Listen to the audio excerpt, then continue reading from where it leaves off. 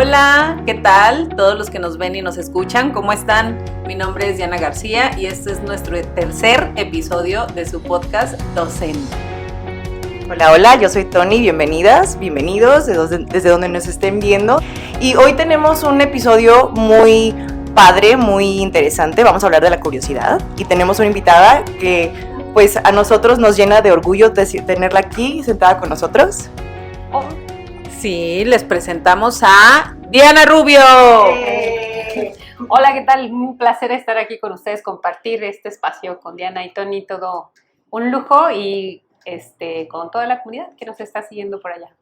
Diana, yo sí quiero agradecerte, agradecemos que estés aquí con nosotros nuevamente porque tenemos ya una entrevista con ella que hicimos en el simposio con Fundación Azteca, así que vayan a nuestro canal para que puedan ver la entrevista anterior, porque habla pues de los proyectos y de lo que estuvo presentando en el mes de noviembre. Bueno, vamos a empezar a preguntarle unas cositas a Diana. A ver, platícanos, Diana, ¿quién eres? Y en palabras generales para ti, ¿cómo podrías describir tu persona? Soy una mujer apasionada de la naturaleza, la ciencia y comprometida con la educación y las mujeres. Creo que así me describiría. Y la otra pregunta, ¿cuál fue? ¿De dónde vienes? ¿De dónde vengo? Yo soy originaria de Querétaro, mis padres son originarios de Guanajuato, entonces vengo de una familia, además, súper loquilla. Todos los fines de semana por ahí recuerdo todas esas salidas que hacíamos con la familia, entonces vengo de una familia que es muy amorosa además. Y nada, desde el punto de vista profesional, trabajo en una comunidad de docentes de media superior y por ahí he estado explorando y haciendo algunas locuras junto con ellos. ¿Cuáles son tus convicciones? ¿Qué es lo que tú crees? ¿Qué es lo que te apasiona? Mi pasión es me encanta, si yo pudiera, todos los días iría a hacer senderismo, escalar montañas o bajar montañas con mi bici. No sabía eso. Si pagaran por hacer algo y yo fuera buena en eso, yo creo que eso es lo que haría. Esa es como mi pasión, lo disfruto, me mueve, me puedo levantar a las 4 de la mañana, llegar a las 2 de la tarde, a las 2 de la mañana el otro día cansadísima y no importa, al día siguiente me levanto y, o sea, me llena, me mueve, me apasiona hacer eso. Y desde el punto de vista en el terreno profesional, la ciencia. Soy una apasionada de la ciencia, de las preguntas. Llegó un punto en que mis hijas, por ejemplo, me dicen, pero acuérdate, esto no es de ciencia, ¿no? O sea todo es ciencia. Tengo tan interiorizado el preguntar, las cosas me maravillan, las preguntas de los estudiantes me maravillan. Explorar nuevas oportunidades, nuevas formas de hacer las cosas, también me apasiona, es algo que está dentro de mí. Entonces, constantemente busco hacer cosas diferentes, cosas nuevas que me reten, que me desafíen, ¿no? Esta parte de que tienten el intelecto un poquito y a ver, ¿cómo haríamos eso de una manera diferente? ¿Y cómo le damos la vuelta? ¿Y cómo esto? Entonces, esas son como dos de mis grandes pasiones. Y, por supuesto, que disfruto todo ello con mis hijas, incluso la parte de nuevas propuestas, el primer filtro de mis propuestas son mis hijas, ¿no? Y esto del senderismo, antes mis hijas iban pues porque yo las llevaba, ¿no? Y ahora ellas son las que me dicen, mamá, ¿y ahora qué vamos a hacer el fin de semana? ¿Y ahora dónde vamos? Entonces trato de que disfruten igual que yo de la naturaleza, igual puede ser la playa, igual puede ser la montaña, una presa, en fin, eso es lo que me mueve. ¿Qué edad tienen tus hijas? Regina tiene 16, Sofía tiene 13. Ay, qué maravilla. Pues están en la pura edad de estar explorando y preguntando todos, ¿no? Sí, son maravillosas, las amo y un saludo para ellas. Quiero agregar a tu formación para que vean el mujerón que tenemos aquí. Eres doctora en Ciencias Biomédicas por el Instituto de Neurobiología de la UNAM. Y también eres maestra en Ciencias de Neurobiología por la misma institución. Correcto. Fíjense que Diana ha sido ganadora de la primera edición del Premio Docentes Extraordinarios, el National Teacher Prize en México, y nominada al Global Teacher Prize en el 2021. Sí. Cofundadora de CIENCO, organizadora de la Exposición de Ciencias México-Zambia, coordinadora nacional del programa Innovando tus Sueños para México y miembro de Red de la Divulgación de la Ciencia en Querétaro. Eres una docente entonces que también inició en el sistema educativo como maestra de biología, Recuerdo que en algún momento platicamos eso. ¿Hace cuántos años fue que comenzaste? En el 2011. Ok. En el 2011 recibí una invitación y fue muy curioso, déjenles platico, porque me invitan a dar clases en media superior cuando yo estaba terminando el doctorado. Y mi proyección profesional era terminar el doctorado, aplicar a una convocatoria de docente investigador en alguna universidad y tener mi propio laboratorio. Cuando recibo la invitación para trabajar en media superior, lo primero que dije fue no es de mi interés, no está en mis planes. Y cuando me convencen porque me dicen, bueno, pero para que ganes un poco de experiencia, como de alguna manera cuando intentes dar clases en la universidad, van a ser a los chicos que egresen de aquí, entonces no hay mucha diferencia en edades. Dije, bueno, no está tan mala idea, gano experiencia y abono a mi currículum, ¿no? Entonces así fue como llegué a dar clases en media superior y ahí descubrí un área de oportunidad increíble y sobre todo la oportunidad de incidir en trayectos de vida y tocar almas en los estudiantes, ¿no? Y acercar a más chicas a la ciencia. Entonces, pues ahí está, de esa manera fue que yo llegué a la educación. Entonces, esto quiere decir que, por ejemplo, cuando descubres de esa forma que te puedas acercar más hacia la juventud y a las chicas, ¿puede ser eso lo que te impulsó o había algo más, algo detrás, o solo fue el que te convencieron y ya? O sea, fue como una experiencia que tú no estabas buscando.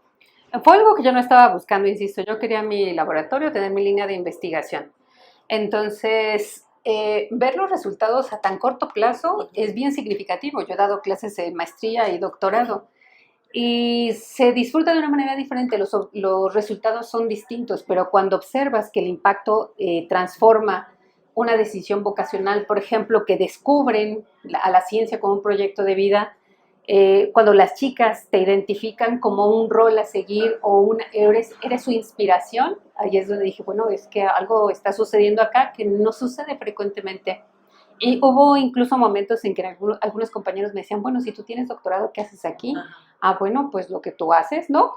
Y si compartimos la parte de que nos gusta hacer esto, pues estamos en el mismo lugar, con las mismas intenciones, pero era claro que yo no estaba ahí persiguiendo como un fin de quedarme en ese espacio, pero me di cuenta y me enganché mucho con la etapa. La etapa de formación es bien noble.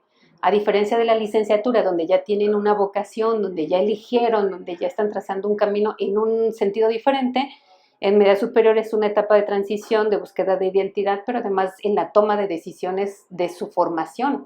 Entonces puedes incidir en ellos, en su carácter, en su forma de apreciar el mundo, pero además en sus estrategias de aprendizaje y en sus decisiones vocacionales. Entonces eso fue lo que me motivó y me impulsó un poco a quedarme en la educación. Ay, gracias.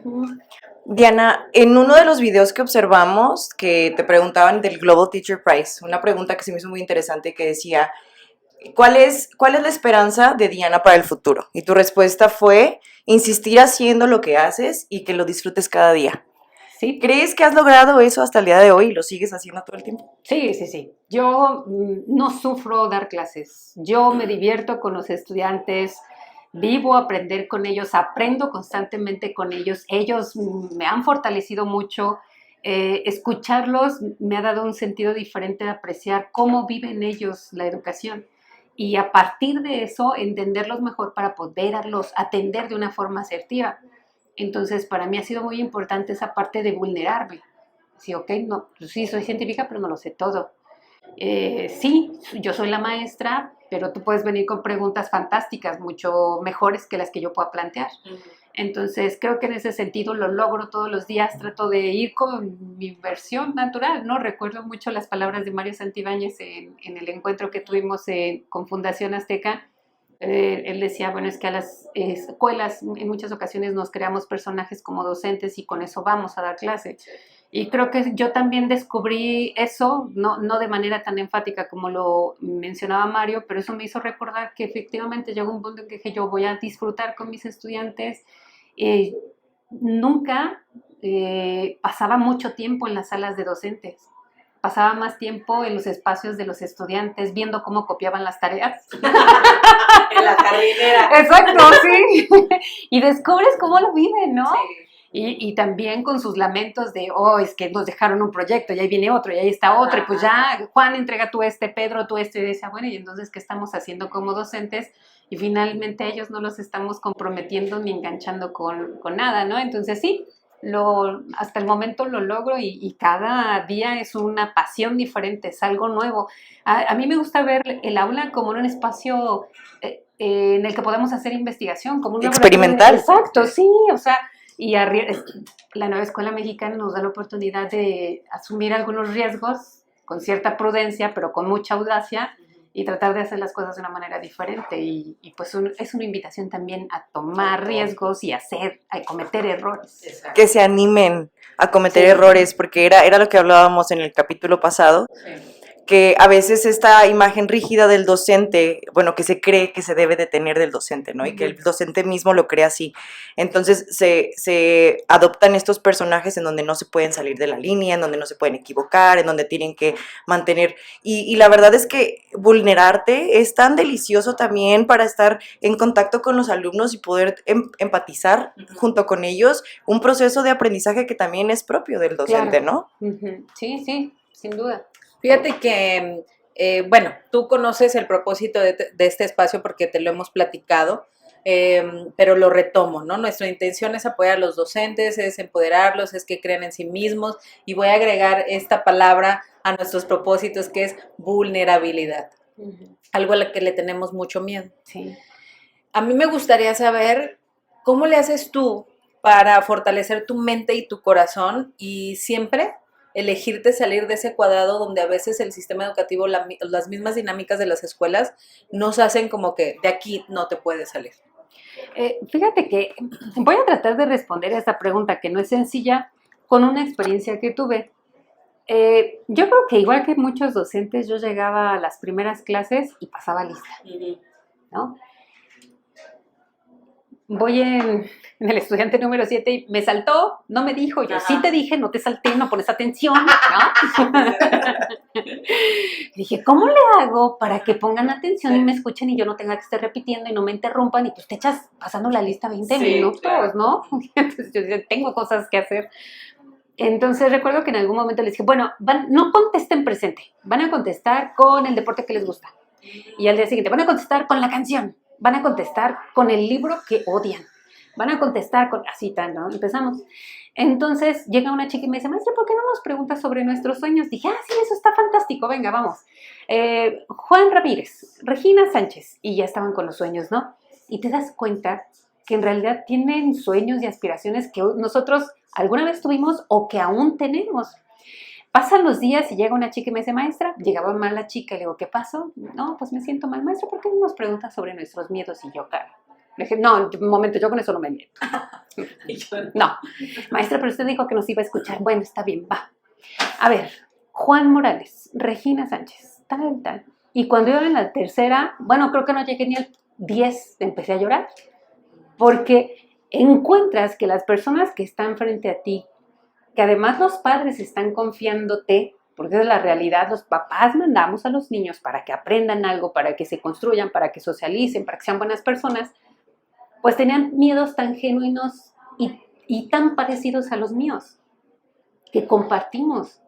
Entonces, a partir de ese momento fue que se construyó una realidad diferente. Dije, claro, tienen miedo a no tener éxito, tienen miedo a no tener trabajo, tienen miedo a no concluir, tienen miedo a que se mueran sus familiares, Entonces, a partir de ahí fue que dije, sí, yo también los tengo. Y me salían las lágrimas de verlos, de engancharme con ellos, y los comencé yo, de manera particular, a ver de una manera diferente. Chicos que tienen sueños, aspiraciones, objetivos, pero que también tienen miedos. Entonces, a partir de ahí dije, ¿cómo yo desde mi clase les apoyo para que su sueño se haga realidad? O para que asuman esos miedos y pues le den para adelante aún con esos miedos. Entonces, esa parte de vulnerarte es bien importante. También recuerdo mucho que un chico me preguntó, en un muy mal día, maestra, ¿cómo está? Bueno, pues, ¿qué no ves? Traía yo cargando muchas cosas, venían mis hijas a un lado, yo ya sudando, ¿no? Entonces, es que vengo, se me descompuso el coche, mi esposo no pasó por las niñas y mírame ahora y ustedes ni siquiera han entrado al salón. No, maestra, tranquila, nosotros le ayudamos, préstenos sus cosas y ahorita llevamos a sus hijas a jugar, no se preocupe. Y yo, ¿qué? O sea, imagínate la disponibilidad de ellos de que yo estuviera bien. Dije, no, o sea, estas cosas tienen que cambiar. En ese sentido, a partir de ahí yo ya no le preguntaba a los chicos cómo estaban porque no me sentía en oportunidad de realmente apoyar el momento en el que estaban. ¿Por qué? Muchos de esos chicos te dicen, ¿cómo estás? Y ellos contestan bien, pero la realidad es que los acaba de cortar la novia, su papá, su mamá, sus problemas familiares, personales, en fin. Entonces, en muchas ocasiones eso creo que me llevó a estimar las cosas de una manera diferente, a olvidarme de cubrir contenidos y buscar incidir en ellos de una manera distinta, tratar de fortalecerlos desde mi experiencia con lo que yo tenía y que les gustara a lo que íbamos a clase, ¿no? Entonces, en ese sentido, a partir de ahí me comencé a resistir a lo establecido, no pasar lista, ¿no? No cubro el 100% de los contenidos, no me importa si ellos, hay algún contenido que se les dificulta, pues ya el que sigue, ¿no? O ver la manera de cómo hacerlo de una manera profunda y pues no vamos a ver el otro ni hablar, prefiero que aprendan de manera profunda que a que pues el siguiente y no me importa si aprendieron o no. Entonces, en ese sentido, creo que el observar que ellos son personas con esta parte y vulnerarme tal y como soy, pues entonces eso me ha llevado a explorar cosas diferentes para ellos. Trato de ser mi mejor versión y agregar valor en cada clase. O sea, para mí no es ir a dar una clase, repetir algo que está en el libro, busquen en internet y el examen listo, calificación se acabó. O sea, para mí la educación va mucho más allá, tiene que ver con las vidas de las personas y de qué manera puedes impactar en ellas, en el corto plazo, pero también en el largo plazo. Ay, Diana, qué ganas de llevarte a todos los planteles y a todas las escuelas a que puedas compartir esto, porque aparte lo platicas con tanta pasión. Yo me siento muy reflejada contigo con lo que dices, porque yo siempre les digo a mis maestros que a veces no nos damos cuenta que el aula puede ser el único lugar seguro que ese chico puede tener en su vida. Y nosotros siendo la figura de autoridad o que está ahí como guía y no observarlos de manera literal, o sea, no verlos, observarlos como personas y como seres y como con sus miedos, con sus sueños, con sus virtudes, con sus errores. El no hacerlo nosotros les estamos cerrando probablemente la única puerta que tenían en ese momento abierta, ¿no? Sí. Estás hablando de algo bien importante. Yo en muchas ocasiones reflexiono con algunos colegas o docentes con los que interactúo y recuerdo una frase de uno de los estudiosos del carácter del Jubilee Center. Él decía que si los docentes no asumimos que somos el segundo frente de la sociedad, mejor que nos cuestionemos qué es lo que estamos haciendo en la educación. Y yo a eso le agregaría que no solamente somos el segundo frente, en muchas ocasiones somos el primer frente. Somos lo único que tienen como inspiración o como guía, como acompañante de un posible trayecto bueno, de un posible trayecto, no quiero decir bueno o malo, sino más bien de un trayecto interesante, de un trayecto que pueda llamar la atención, ¿no? Porque en muchas ocasiones las elecciones vocacionales, por ejemplo, las tomamos asociadas al círculo familiar, el 70% de las veces. Sí. Entonces, mi mamá es esto, mi papá es esto, mi tío es esto, pues lo altamente probable que yo haga eso, ¿no? Pero hay un área de oportunidad actualmente en otras áreas donde, según los resultados de las pruebas PISA, que no me voy a meter con eso, no. Pero nos han dado muestra de que hace falta mucho desarrollar pensamiento científico, pensamiento matemático, ¿no? Y si nosotros desarrollamos eso en los estudiantes, les otorgas habilidades que les permiten tener un autoconcepto distinto. Y no es que yo esté interesada en que solamente sean científicos, tecnólogos, ingenieros o matemáticos, sino que se sientan con la capacidad de elegir cualquier carrera. Y si ellos al final deciden alguna otra... la decisión. Exacto, y ser escritores y ser poetas y lo sea, fantástico. Sí. Pero que no se autodescarten porque se crean menos o no tan capaces o porque reprobaron un examen. Entonces sí, definitivamente en muchos casos somos el primer frente de muchos estudiantes. Fíjate que ahorita que dices eso ya me estoy saliendo un poquito de acá porque se me hizo muy interesante. me hizo mucho clic a mí porque de manera personal, yo por ejemplo, mi esposo es apasionado del espacio y ya sabes, ¿no? Y de repente me empezaba a explicar cosas y yo, ay, no me digas esos tipos de cosas porque yo la verdad es que me pierdo, no entiendo, no soy física, no soy investigadora, científica, entonces, y yo misma me cerraba a la oportunidad de verme como una persona que pudiera disfrutar ese tipo de información. Y ahora de un tiempo para acá, justo de pandemia para acá, no sé, qué pandemia fue como un glitch en la Matrix extraño. Es el nuevo antes de Cristo y después de Cristo. Antes de la pandemia. Sí, que me vino y me trajo como esta oleada de muy fresca de poderme ver a mí misma aprendiendo cosas nuevas que me llaman tanto la atención y que las entiendo y que las puedo explicar. Y es delicioso darte cuenta que están las oportunidades ahí nada más para que digas, yo quiero eso. Y cómo fue que llegó a mí, bueno, tuvieron que pasar varias cosas en la pandemia, pero imagínate que tú pudieras hacer o acercar este tipo de oportunidades a chicos a una edad en las que ellos puedan también tomar la decisión de decir, wow, también puedo hacer esto si me da la gana en algún momento, ¿no? Padrísimo. Bueno, yo te quería preguntar algo en particular con las ciencias y las chicas. Una de tus convicciones mayormente siempre has mencionado la intención de acercar a las mujeres a que participen más en la ciencia.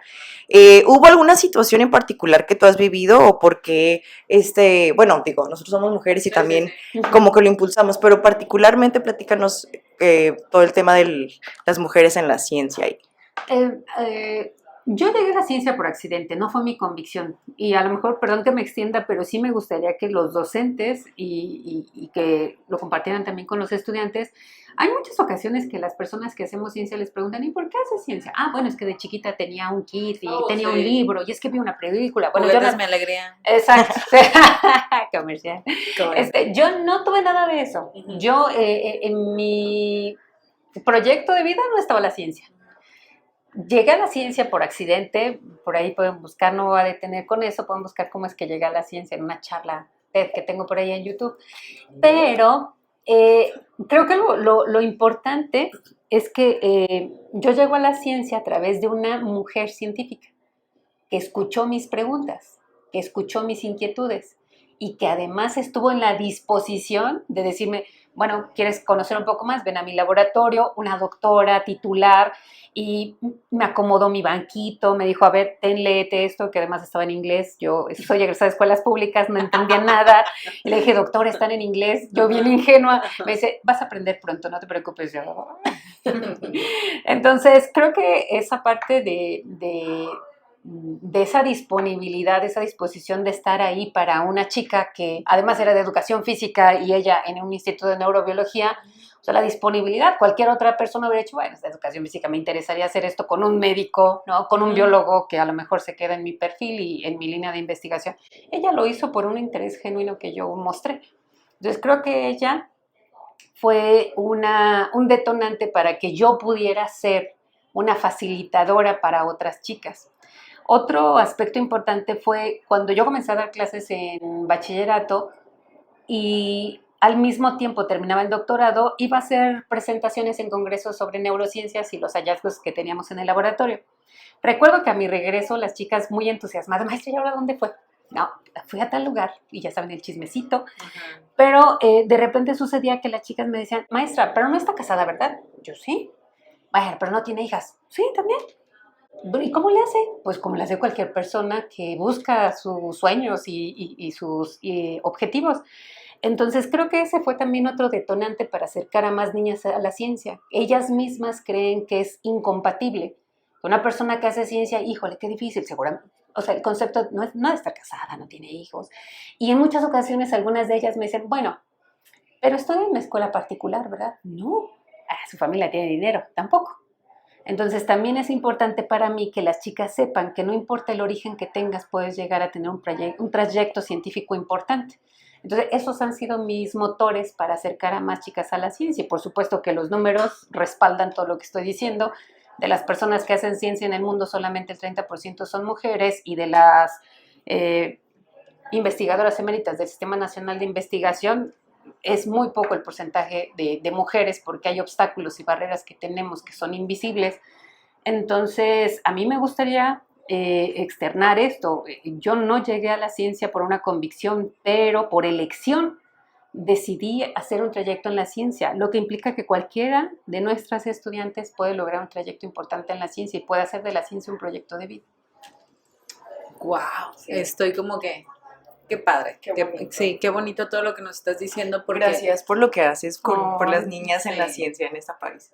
sí, Con- porque yo me con pongo a gusto. pensar que yo nunca tuve una mujer que tuviera un genuino interés por las dudas que yo tenía, ¿no? Digo, a menos de que no fuera mamá, pues, pero otra persona que realmente se hubiera interesado como que qué es lo que yo quiero hacer, pues no lo encontré. Y qué bueno que tú sí, y qué bueno que entonces de esta forma podamos abrir la plática de que como docentes podemos ser esa persona Exacto. también, Ujú. ¿verdad? Sí, Qué sí, bonito. definitivo. Sí, pues mira, la verdad es que elegimos el tema de la curiosidad, no nos equivocamos, No. creo que estamos acertando súper bien porque, bueno, yo a lo mejor no te conozco la misma cantidad que te conocen Tony o que te conoce Delia, pero desde el momento en el que yo te conocí, yo creo que fue la curiosidad la que te llevó lejos. Sin Y fue duda. la curiosidad la que te vino a dar las respuestas que a lo mejor hoy cosechas, ¿cierto? Sí, sí. Bueno, pero también creemos que la curiosidad pues juega o desempeña un papel importante en la salud mental de los docentes. Ujú. Entonces sí nos gustaría como empezar a ahondar o a profundizar un poquito en ello. Sí, es bien interesante que si yo les platico un poco de mi trayecto, todo el mundo diría, bueno, es licenciado en educación física, maestra en ciencias, doctora en ciencias biomédicas, pero además a lo mejor no les he platicado, pero tengo un postdoc en nanotecnología en la Facultad de Ingeniería. Además, wow. Pero se escucha así, ¿no? Pero cuando iba pasando de un terreno a otro, nunca faltaba de que me dijera, es que enfócate. Estás yendo de una cosa y ahora quieres otra y ahora otra. A ver, ¿qué vas a hacer a la ingeniería? ¿Qué estás haciendo en biomédicas? Y tú eres de educación física, no tendrías que estar, ¿no? Entonces, creo que la curiosidad, el deseo por aprender más siempre lo he tenido. Siempre, siempre. Pero siempre para mí había tenido una connotación negativa. Había tenido esa parte de no te enfocas, no estás centrada, vas de un lado para otro, no tienes un objetivo, cuando en realidad mi objetivo era conocer más de un área, profundizar, entender, conectar, ¿no? Y yo creo que por eso se me da tan sencillo el enfoque STEM, porque tal cual soy científica, Sí, pero pues, tengo el ajá. perfil de ingeniería. Mira, déjeme nada más agregar esta parte porque mientras yo te escuchaba, yo estaba pensando en mí. Ajá. Para mí siempre fue como muy choqueante el de que siempre tienes que seguir como una línea. Sí. Y a mí, por ejemplo, pues yo decía, es que, ok, a mí me gusta ser maestra, pero yo no quiero ser directora o yo no quiero ir más allá. O sea, como, ¿por qué tiene que ser ese Ujú. paso el que quiero dar? Cuando yo aquí soy feliz y aquí Sí. puedo dar lo que yo Ujú. quiera. Sin embargo, luego yo decía, pero me gusta mucho la psicología y yo quiero irme como para ese lado. Y los adultos que estaban a mi alrededor siempre es de, ¿y qué vas a ir a hacer allá? Exacto. Si ya estás aquí. Exacto. Y yo decía, pero es que sí es un tema que es como que sí lo podemos aterrizar aquí y aparte podemos ayudar a los adolescentes con los que estamos trabajando y aparte, o sea, para mí en mi cabeza sí era como de, claro, pues claro que se puede hacer, pero siempre tenemos la gente a nuestro alrededor que valida o invalida Ujú. el que, ¿y a dónde? O sea, ¿y para qué? Y como por qué. Entonces, yo nada más quiero hacer la acotación de que no seamos esos adultos. O sea, creo que ya estamos en un punto, y como te decía, bromeamos de la pandemia antes o después de Cristo, pero creo que sí vino a ser un parteaguas importante. O sea, decir que no todo es blanco o no todo es negro, sino que realmente hay un montón de posibilidades en las cuales podemos incursionar como seres humanos. Sí, sin duda. Y haces una puntualización bien interesante porque una vez que haces ciencia parece que el recorrido es el que yo pensaba, Sí. ¿no? De laboratorio y tu Ajá. línea de investigación, cuando en realidad las habilidades que desarrollas en la ciencia, entre ellas la curiosidad, ¿no? Te puede llevar a otras áreas donde las habilidades que desarrollas acá son transversales y eso es lo que buscamos también con el enfoque STEM, que los estudiantes desarrollen habilidades de la ciencia, la tecnología, la ingeniería y las matemáticas y las puedan utilizar e implementar, aplicar en cualquier contexto. Pero regresando al tema de la curiosidad, creo que la curiosidad tiene una connotación negativa en la sociedad. Sí. ¿Quién mató al gato? Sí. La curiosidad. Exacto. Ajá. Las caricaturas de Jorge el Curioso, Sí. ¿no? se mete en problemas, es un travieso, hay que resolverle, ya está tirando, ¿no? Tiene Como Daniel el travieso también. También, sí, o sea, Que se metía en pareciera como que está asociado a algo negativo, cuando en realidad la curiosidad es una de las virtudes intelectuales más importantes para aprender por cuenta propia.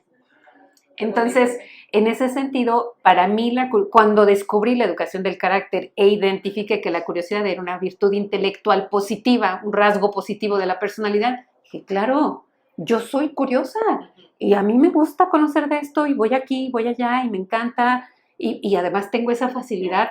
Yo siempre les digo a los estudiantes que cuando no conocemos de un tema, a veces nos podemos sentir angustiados o no lo suficientemente buenos, pero cuando no conocemos de un tema, lo que sí tenemos son preguntas para aprender sobre ese tema.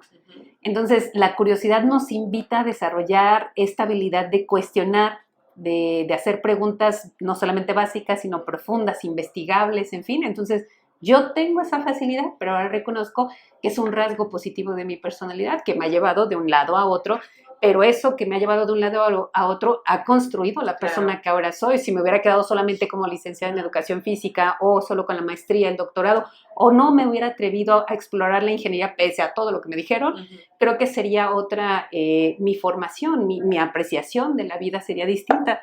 Entonces yo considero que cuando hablamos de la curiosidad, tendremos que ver a la curiosidad como un rasgo muy positivo, que además quisiéramos que estuviera presente en todas las aulas todos los días, ¿no? Y creo que también ser curioso te permite tener otra virtud intelectual, que es la humildad intelectual. Sí, no lo sabes tú. Es correcto. O sea, la misma curiosidad está aunada a la humildad intelectual de decir, es que hay más preguntas, o sea, no puedes ser especialista en un producto de plástico porque siempre va a estar evolucionando. La misma ciencia es una evolución. Durante la pandemia recuerdo que mis estudiantes me decían, bueno, pues que no cubrebocas, que ahora cubrebocas, que 70 alcohol, que 80 alcohol, pues que esto y ahora esto, pues ¿qué hacen esos científicos locos? No, momento. Eso significa que no hemos entendido cómo funciona la ciencia, porque la ciencia evoluciona. Entonces, al evolucionar la ciencia, pues por supuesto que las recomendaciones también van a evolucionar, no es algo estático, no es algo inamovible. Entonces, en ese sentido, la curiosidad y entender cómo funciona la ciencia te lleva a tener un pensamiento ordenado, claro, coherente, y es la base del pensamiento crítico. Entonces, en ese sentido, para mí, la curiosidad, desde el punto de vista de la estabilidad mental, primero es un rasgo positivo y segundo, te permite conocer más por cuenta propia y poder imaginar que tenemos un potencial ilimitado para aprender. Oye, pero algo que también puede traer la curiosidad es ser la persona incómoda, ¿no? Que pregunta todo el tiempo. Sí, digo, la verdad, no sé si te ha pasado, a mí me pasa mucho y honestamente, y así como tú dices, tenemos que tener también a la mano la humildad para decir, a ver, yo no lo sé todo, me puedo estar equivocando, pero quiero preguntar por qué hacemos esto de esta manera, si no funciona. O yo en las escuelas, en los consejos técnicos, era la maestra incómoda. Sí. Y estábamos a veces cuando ya estábamos o sea, trabajando en línea, que teníamos los Zooms, entonces ya nada más levantaba la manita y yo creo que la persona que estaba haciendo ya me ignoraba. Y la verdad es que yo aprendí... O la sacaba de la sesión. Nos contaron por ahí que también te ha pasado a ti. Y yo he aprendido a ver eso, o sea, obviamente a mí no me gusta que me saquen de las reuniones o que me ignoren, pero sí he como abrazado esa parte de mí y decir, está bien, o sea, tampoco tengo que caerle bien a todo el mundo, y el estar cuestionando también abre las puertas para que otras personas que están alrededor de mí digan, oye, sí es cierto, ¿por qué pasa esto? ¿Por qué hacemos esto? Y digo, me encantaría tener muchísimos más amigos, pero cuando estamos trabajando y hablando acerca de ciencia o de temas de educación, si no le caes bien a alguien por preguntar o algo, pues también que se quiten el miedo los maestros, porque creo que por eso no abrazan la curiosidad de al 100%, porque no quieren ser esa persona incómoda en la reunión a la que van a decir, ya va a empezar a preguntar otra vez fulanita. Entonces, ¿qué les puedes decir a los docentes para que puedan también quitarse ese miedo de ser los que cuestionan? Digo, obviamente siempre con el debido respeto, pero cuestionar las cosas todo el tiempo, ¿no? Eso es imaginar que todas las personas hiciéramos preguntas y estuviéramos en un ambiente seguro de que cualquier pregunta es válida, auténtica, respetada, ¿no?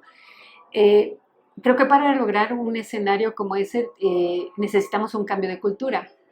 Desde lo que pensamos como sociedad, lo que aprendemos en la escuela, porque en la escuela aprendemos a no preguntar, porque pareciera que somos los que no entendimos, no hicimos la tarea, no estamos poniendo atención y tal.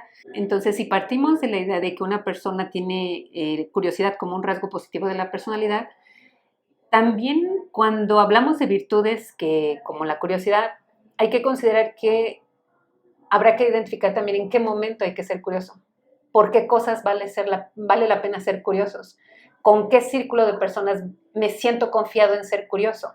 Entonces, en ese sentido, yo he aprendido incluso en muchas ocasiones a hacerme las preguntas para mí, ¿no? Y digo, ok, yo sé que no tiene la respuesta, ¿no? O sea, ahí aplico mi humildad intelectual y digo, bueno, no lo voy a meter en un aprieto porque sé que ni siquiera lo va a responder, sí, ¿no?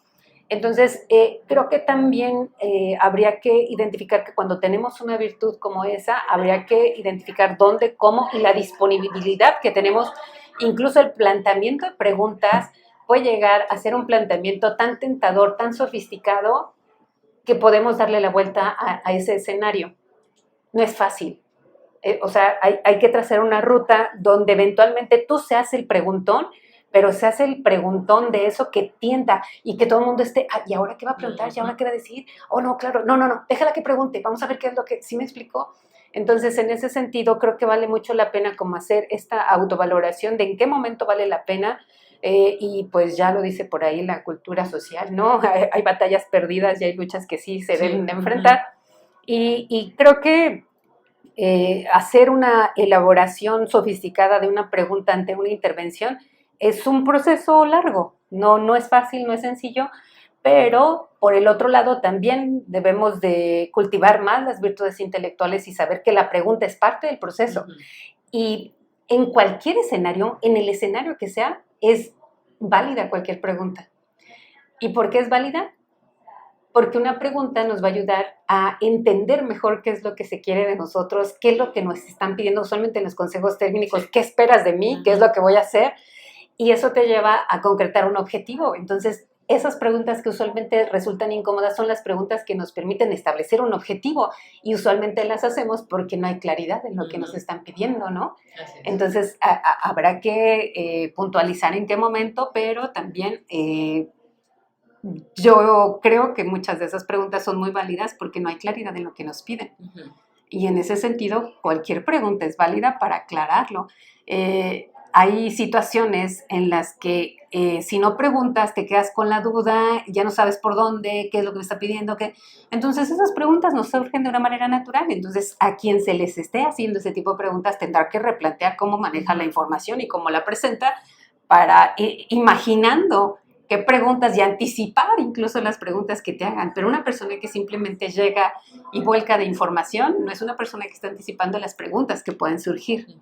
Y no está externando algo que sea claro, ni conciso, ni coherente, ni concreto, ¿no? Sí, claro. Sí, que probablemente pues no lleguemos a ningún lado. Exacto, entonces... y por eso salen las preguntas que parecen, híjole, ay, otra vez preguntas, pues porque no hay nada claro, así ¿no? Es, exacto, muy bien.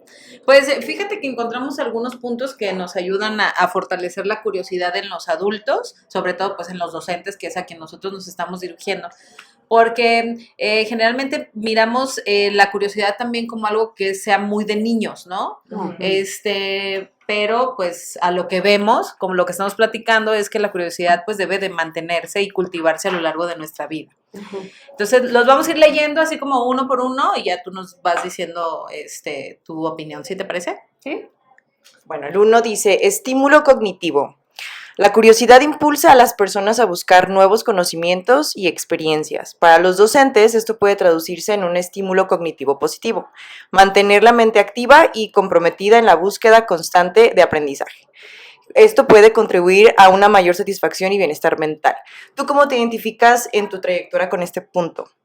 Me identifico mucho porque además como neurocientífica puedo decir que todas las especies somos curiosas. Entonces es algo innato, algo natural, que además no observamos en los pequeñitos, ¿no? Entonces en muchas ocasiones cuando comparto espacios con niños, ahí estoy, ¿no? Apuntando las preguntas. ¿Qué se preguntan los niños, no? ¿Qué preguntas hicieron? ¿Cuáles son las más frecuentes? Y eso ayuda mucho a enganchar con los contenidos. Entonces, creo que esta parte cognitiva ha sido importante para mí porque es lo que me ha permitido como que estar abierta a todos esos espacios donde hay un conocimiento, pues digamos, social, ¿no? Y de experiencia de los niños. Cuando están jugando, descubres tantas cosas a las que usualmente no les pones atención y yo me identifico 100% como una especie curiosa desde el punto de vista cognitivo. La siguiente es la adaptabilidad y dice, la curiosidad está vinculada a la capacidad de adaptación. Los docentes que son curiosos pueden ser más flexibles y abiertos a nuevas ideas y enfoques pedagógicos. Esta adaptabilidad puede ayudar a gestionar el estrés y las demandas constantes del entorno educativo, las reformas, por ejemplo. ¿Tú qué piensas al respecto? Sí, sin duda. Ya lo decía Tony, cuando estamos en el Consejo Técnico, no todas estas preguntas que surgen, pues es con un afán de tener esta flexibilidad de, ok, ¿por dónde me voy? ¿Hasta dónde sí? ¿Hasta dónde no? Yo cuando hablo de resistirse a lo establecido tiene que ver con la interacción, el lenguaje que utilizamos, cómo acercamos el conocimiento a los estudiantes, pero no va más allá de las normas, ¿no? Hay veces que se pudiera malinterpretar, entonces definitivamente esto de adaptarnos constantemente a estas reformas y ser curiosos, de hecho las reformas y todos los documentos que atienden a las reformas, si los leyéramos con lentes curiosos, todos entenderíamos fácilmente de qué va. Porque los leemos como un asunto de indicación. Con juicio. Con palabras que a veces tampoco entiendes. Exactamente. Entonces, si los miraras desde el punto de vista de ser curioso, a ver, ¿qué es lo que quieren decir? A ver, ¿qué es lo que quieren con la nueva escuela mexicana? A ver, ¿qué es eso de campos formativos? ¿Por qué le pusieron ejes transversales? ¿A qué se refiere? ¿Y cómo lo voy a relacionar? ¿Y qué tiene que ver esto con un proyecto? ¿Y cómo aula escuela comunidad? O sea, si los viéramos con una mirada curiosa, neta, disminuye el estrés. ¿Sí? Y no lo sientes como, híjoles, tengo que leer todo esto, híjole, tengo que ahora esto, y bueno, me dicen esto, y ahora esto, y ahora cómo lo conecto. O sea, esa es una situación en la que no sabes, te bloquea, ¿no? Y entonces tener esta flexibilidad cognitiva, esta adaptabilidad, te ayuda mucho a decir, ok, a ver, ¿qué quieres? Ok, ¿qué es lo que esperan de mí? ¿Cómo imaginaría yo mi aula ya con un modelo de la nueva escuela mexicana? Por eso también vale muchísimo la pena identificar a las personas curiosas alrededor de ti para poder tener una tribu y rebotar esto de que, a ver, no entendí esto. ¿Me puedes explicar en otras palabras? O sea, vamos analizándolo juntos y eso ayuda muchísimo. Sin duda. ¿No? Bueno, la 3, motivación y pasión. Dice, la curiosidad puede alimentar la motivación intrínseca. Los docentes curiosos tienden a estar más apasionados por su trabajo, lo que puede tener un impacto positivo en su salud mental. La pasión por la enseñanza puede proporcionar una fuente duradera de energía y resistencia. ¿Cuál es tu opinión de esto?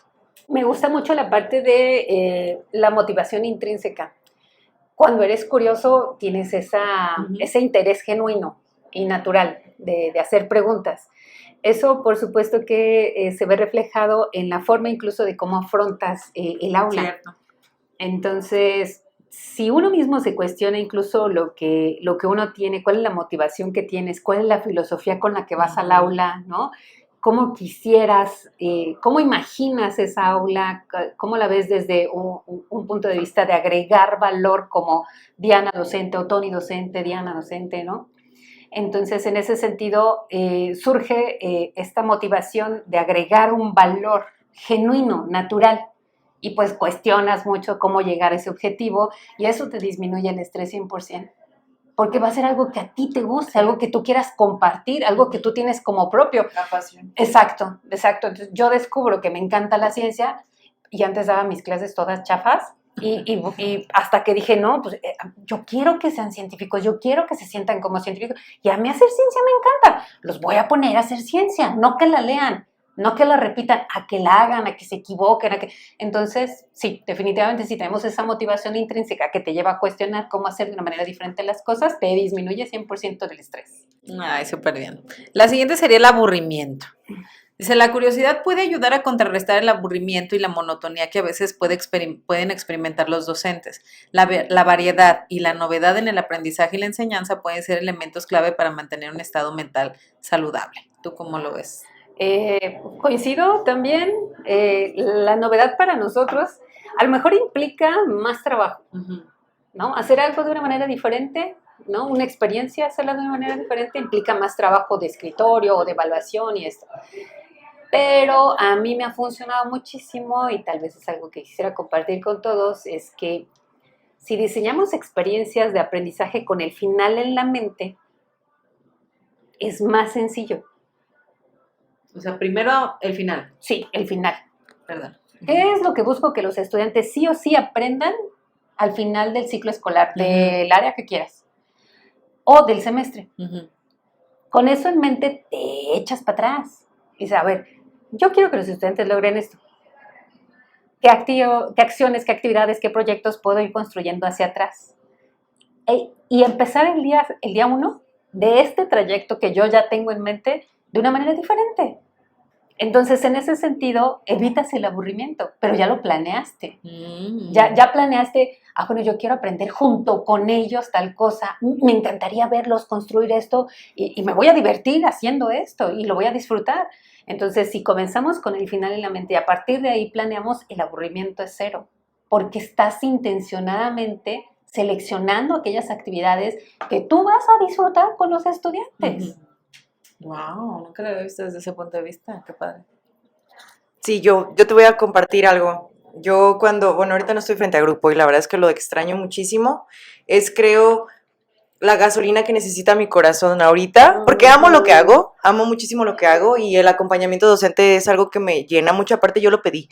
Yo en algún momento de mi vida quise y lo externé, yo quiero ayudar a los maestros a que tengan y aprendan ellos a enseñar de manera significativa para ellos y para los alumnos.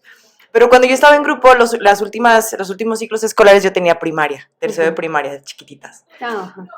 Y yo les daba a ellas en el primer semestre del ciclo escolar unos retos de ingeniería. Entonces hacíamos experimentos de ingeniería y por ahí, o sea, había varios retos en donde una vez, por ejemplo, tenían que cuidar un huevo y aventarlo desde el tercer piso. Y era increíble ver cómo las niñas adoptaban y entendían su rol como científicas. Sí. Eran niñas, diga, porque yo daba clases en escuelas de niñas. Y de repente pasaban papás, ¿no? A visitar la escuela porque iban a pedir informes y era de, cuidado, ahí va el huevo. Y entonces los papás eran de, ¿qué está pasando? Entonces de repente las niñas en el tercer piso aventando sus dispositivos y luego ya bajaban en inglés, porque aparte yo daba ciencias en inglés, ya sus hipótesis y sus conclusiones, y utilizaban estas palabras ya como de científicas, de verdad, ellas eran las científicas, Metidas, ajá, sí. muy metidas, entonces es padrísimo como justo eso, sí es mucha chamba, pero yo creo que yo nunca había disfrutado tanto mi docencia, que cuando empecé a crear experiencias de aprendizaje significativas sin preocuparme por el contenido, o sea, tengo que llenar todo esto y llenar el libro y tuve la fortuna de tener como coordinador, bueno, a Gustavo, él fue mi coordinador en el Alpes, entonces él me enseñó un montón de cosas para poder crear este tipo de experiencias y yo me di cuenta la importancia que tiene el docente para planear cuando toma en cuenta eso en sus alumnos, ¿no? Y claro que el aprendizaje del contenido pues va ahí. Sí, claro. Y a lo mejor no vas a llenar, como decías, todo el contenido de la currícula, pero ellas van a aprender exactamente basándose en la experiencia, lo que están viviendo, y es lo que más vale la pena, yo creo, en la docencia. Sí, sin duda. Bueno, vamos a pasar al punto número 5, que es el desarrollo profesional. Dice, la curiosidad impulsa el deseo de la mejora continua y el desarrollo profesional. Los docentes buscan constantemente aprender y crecer profesionalmente y pueden experimentar un mayor sentido de logro y satisfacción, lo que contribuye positivamente a su salud mental. ¿Qué te parece? Fantástico. Creo que aquí es importante señalar que como docentes, en muchas ocasiones creemos que es ir a pasar listas, hacer algunas actividades, repetir, bueno, dejar algunas actividades del libro, repetir lo que dice el libro, que hagan alguna lección, alguna cosa ahí sencilla, que hagan un examen, pongo la calificación y listo. Pero eso ya no es suficiente y al menos desde mi punto de vista, si queremos un desarrollo profesional, necesitamos ser curiosos. No es que empecemos de cero, hay muchos docentes haciendo cosas maravillosas que pueden impulsar nuestro desarrollo profesional y se trata de simplemente conectar con ellos. Este espacio es fundamental porque puede darte una idea de cómo lo hacen los demás, de experiencias y que te conectes y digas, claro, yo ya había pensado eso, pero no me había arriesgado, pues lo hago. Entonces, en ese sentido, creo que es importante también señalar que esos logros profesionales que podamos ir teniendo con base en la curiosidad te van a llevar a crear una versión diferente del docente que eres. Entonces, todos los días eres un docente distinto. Igual en lo fundamental, en tu esencia, tus virtudes como persona, pero en el desarrollo profesional puedes estar utilizando otras estrategias, explorar con otra metodología, combinarla, hacer su propia metodología, generar una propia estrategia distinta, diferente, y en ese sentido, pues el logro se ve reflejado en tu desarrollo personal. Entonces, decirles que no somos la última versión como docentes y siempre podemos evolucionar a una mejor versión. Y eso, sin duda, se refleja en el desarrollo profesional. En la medida en la que vas evolucionando, se refleja en el desarrollo profesional y la apreciación que tienes del proceso educativo, de la interacción, el lenguaje que utilizas cambia, te haces, además, muy estratégico con esas experiencias. Imagínate, o sea, disfrutar de ver a todos cómo lo hacen, ¿no? Y si todos los estudiantes están entregando la misma libreta llena, el mismo libro lleno, y al final simplemente llenando libros por concluir, pues entonces ahí es donde uno se aburre y donde no hay desarrollo profesional. Así es. ¿No? Muy bien. Ahora el último es la conexión social. Dice, la curiosidad también puede fomentar la conexión social. Los docentes curiosos pueden estar más dispuestos a colaborar con colegas, buscar nuevas formas de involucrar a los estudiantes y participar en comunidades educativas más amplias, lo que puede tener beneficios para su bienestar emocional. ¿Cuál sería tu punto de vista en este aspecto, Diana? Sin duda, creo que en términos globales existe lo que le llaman las 4C: pensamiento crítico, creatividad, comunicación, colaboración, y yo le agregaría la C de curiosidad. ¿Por qué lo propondría de esa manera? No podemos ser curiosos si no somos suficientemente creativos, y no podemos ser suficientemente creativos sin ser curiosos.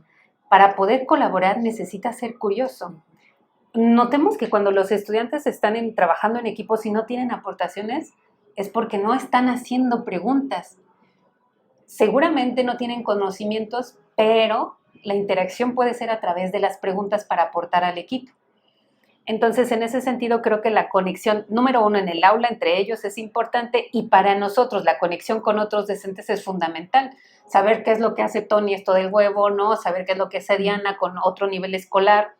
Platicaba con Delia, que siempre me he propuesto una situación hipotética en la que podamos dar un reto educativo a docentes de distintos niveles educativos y de distintas áreas. Y simplemente, ok, ahora sí, pongámonos a resolverlo, ¿no?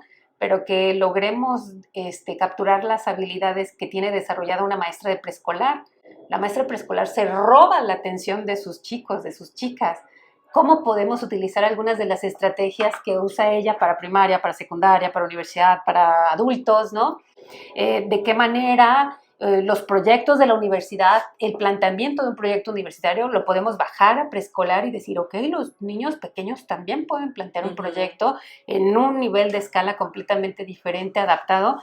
Pero ¿cómo es que podemos llevar lo mejor de todas partes para agregarle valor a los estudiantes? Entonces, sin duda, la curiosidad implica también tener esa apertura y flexibilidad mental para decir, bueno, en esto podemos aportar todos, ¿no? Esto que dices de las maestras de preescolar, yo en algún momento leí un artículo de la Fundación Lego que hizo un estudio acerca de pues varias escuelas, y ellos hablaban en este estudio que los niños estaban perdiendo alrededor del 93% de su creatividad cuando salían de la primaria.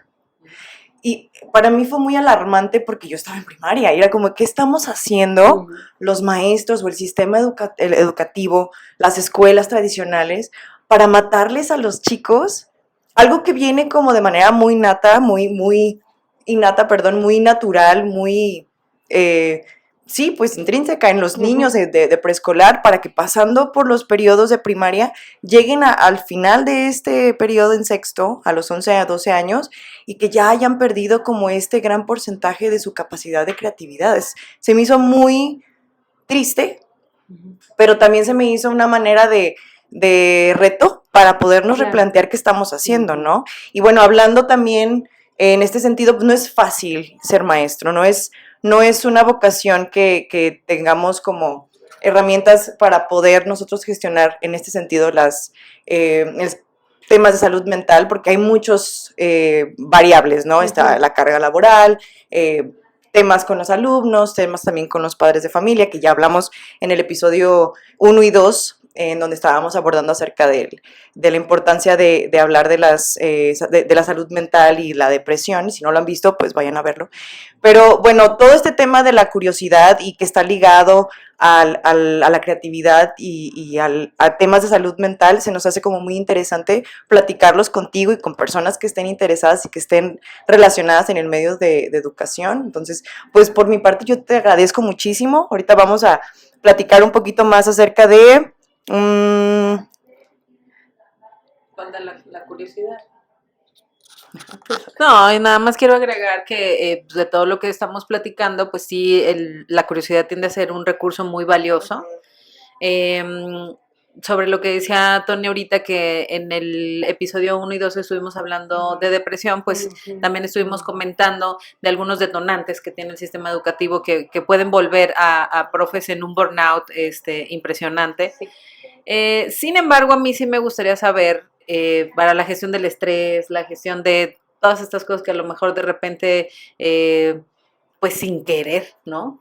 A veces salen de nuestro control y a veces esa gestión emocional pues falla, pero ¿cómo le hace Diana? O sea, ¿qué consejos nos puedes dar a nosotras, a los profes que nos están viendo en este momento? O sea, ¿cómo le haces tú para poder mantener como un equilibrio en esa salud mental? O más allá de eso, pues sí, ¿qué consejo nos pudieras dar para ello? Yo creo que, si bien yo no tendré una salud mental excelente, creo que lo que me ha ayudado a disfrutar, Ándale. a vivir de una manera diferente las aulas, a querer levantarme, a dormirme con una idea, ¿no? Y decir, mañana voy y hago esto, o eso que tenía planeado, chin, no es así, va por acá, ¿no? Eso me mantiene. Incluso yo puedo decirles que de mis series favoritas tienen que ver con ciencia, tienen que ver con estas cosas de aprender de una manera diferente. Sigo explorando muchas cosas y eso te da un sentido de plenitud. A mí me da un sentido de plenitud. El mismo hecho de ser curiosa y de cuestionar lo establecido me libera de mucha presión. ¿Ok? ¿Y quién dijo que tengo que hacer examen cada 3 días? ¿Y quién dijo que mis estudiantes deben de llevar tarea todos los días? ¿Y quién dijo que tengo que agobiarme con tal cosa, no? Y entonces, a mí me ha ayudado mucho el planear con el final en la mente. Porque entonces, si yo comparto a mis estudiantes qué es lo que estoy buscando de ellos todos los días, lo vamos a lograr, y no digo que lo va a lograr la maestra, lo vamos a lograr junto con los chicos.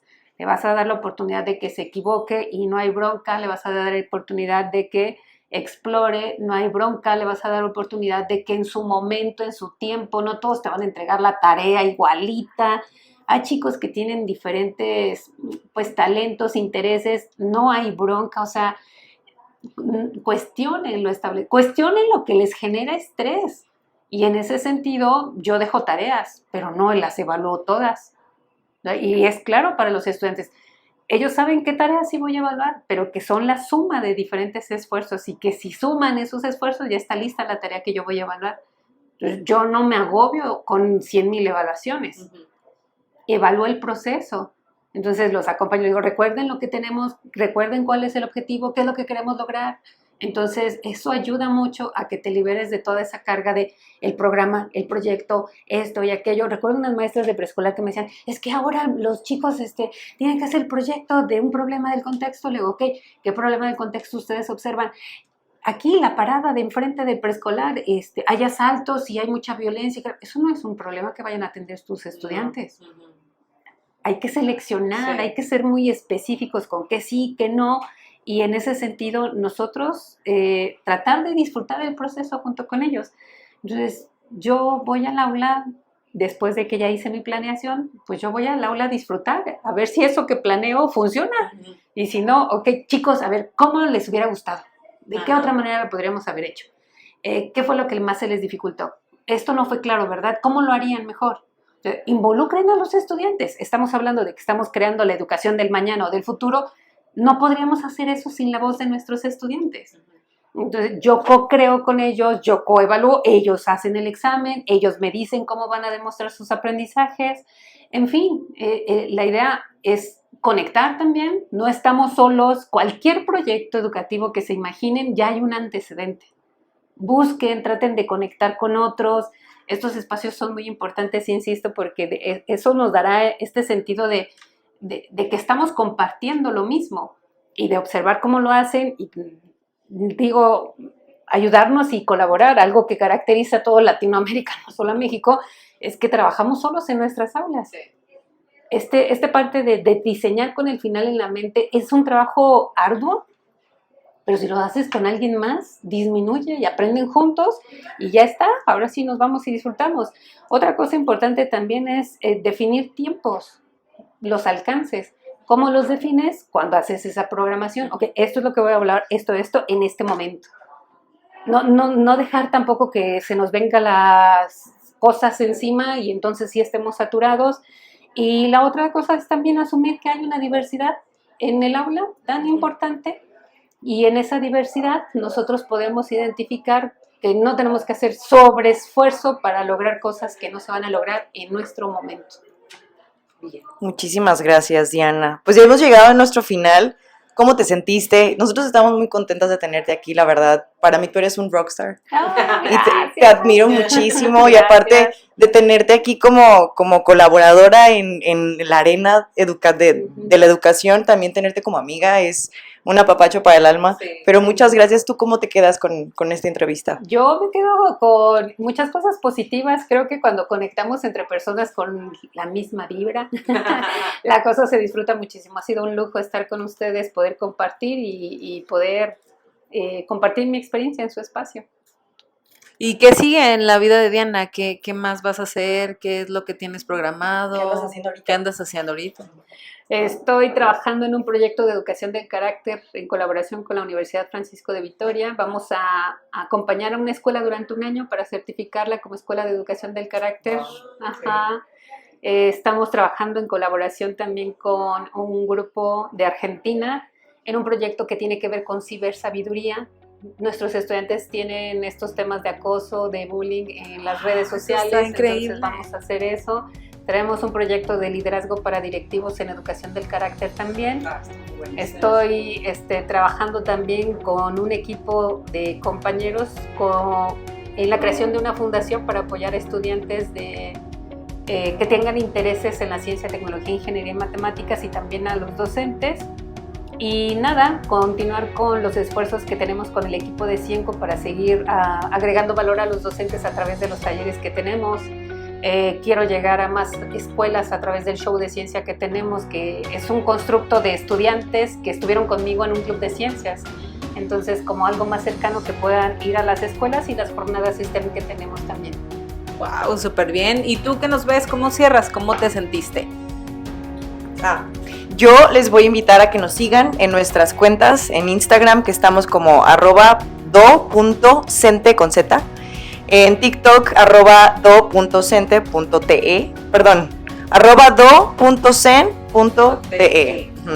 Y en YouTube estamos como Docente, /Salud Mental para Docentes. Muchas gracias y que tengan muy bonito día, muy bonita noche o a cualquier hora que nos estén escuchando. Gracias, Dianas. Muchas gracias, Diana, nuevamente agradecerte la invitación de que hayas estado con nosotros. La verdad es que esa información fue valiosísima, superó nuestras expectativas de lo que teníamos pensado, de lo que era la curiosidad. Agradecemos muchísimo toda la sabiduría que compartiste el día de hoy. Y pues bueno, nos vemos en el siguiente episodio. Muchas gracias por estar aquí. Muchas gracias. Bye. Hasta luego.